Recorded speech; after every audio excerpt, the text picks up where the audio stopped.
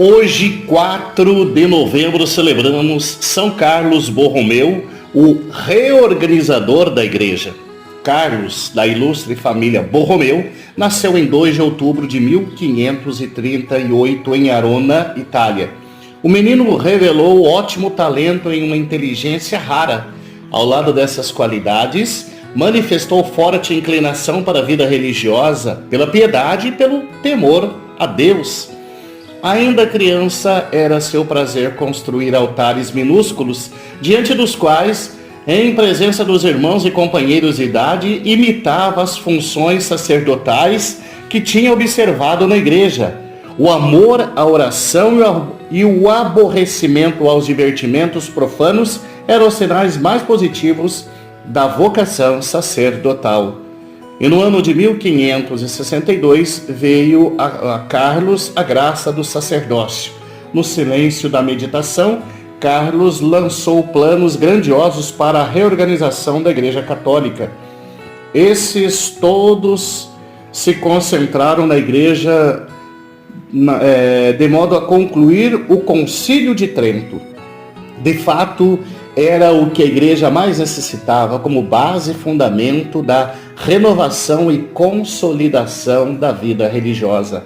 Carlos, sem cessar, chamava a atenção do seu tio, que era cardeal e foi eleito papa, com o nome de Pio IV, para essa necessidade. Reclamava com todos os amigos da igreja. De fato, o concílio se realizou e Carlos quis ser o primeiro a executar as ordens da nova lei, ainda que por essa obediência tivesse de deixar sua posição para ocupar outro cargo inferior.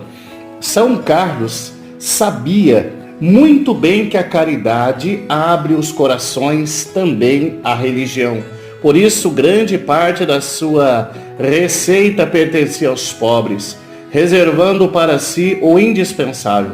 Heranças ou rendimentos que lhe vinham dos bens de família, distribuía-os entre os desvalidos. Tudo isso não aguenta comparação com as obras de caridade que o arcebispo praticou. Quando em 1569 e 1570 a fome e uma epidemia semelhante à peste invadiram a cidade de Milão, não tendo mais o que dar, pedia ele próprio esmolas para os pobres e abria assim fontes de auxílio que teriam ficado fechadas. Quando, porém, em 1576 a cidade foi atingida pela peste e o povo, abandonado pelos poderes públicos, visto que ninguém se compadecia do povo, ainda procurava os pobres doentes, dos quais ninguém lembrava, consolava-os e dava-lhes os santos sacramentos. Tendo-se esgotado todas as fontes de recurso, Carlos lançou mão de tudo o que possuía para amenizar a triste sorte dos doentes.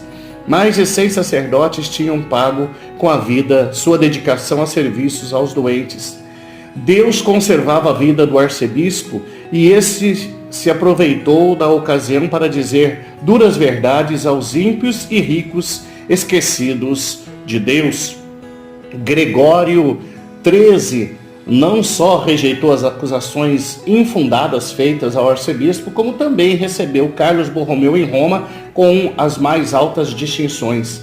Em resposta a esse gesto do Papa, o governador de Milão organizou no primeiro domingo da quaresma de 1579 um indigno préstito carnavalesco pelas ruas de Milão, precisamente a honra da missa celebrada, precisamente na hora da missa celebrada pelo arcebispo. O mesmo governador que tanta guerra ao prelado movera e tantas hostilidades contra São Carlos estimulara, no leito de morte reconheceu o erro e teve o consolo da assistência do santo bispo na hora da agonia.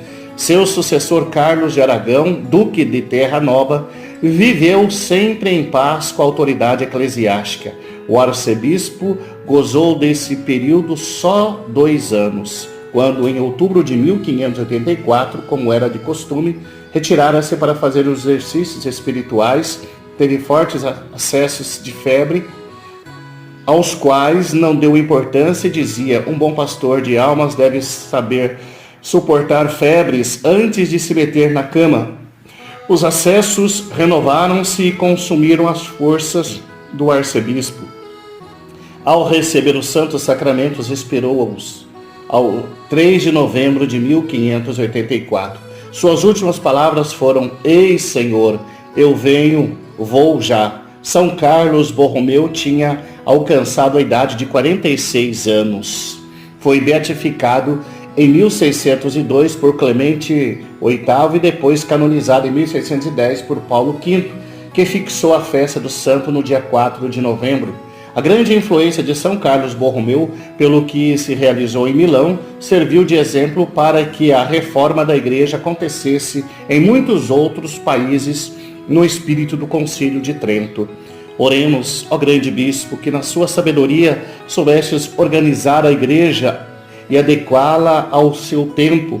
Dai a mesma sabedoria aos nossos bispos e responsáveis, para que sejamos sempre atuantes na sociedade e propagadores do Evangelho com grande obra de caridade. Por Cristo Senhor nosso. Amém. São Carlos Borromeu, rogai por nós.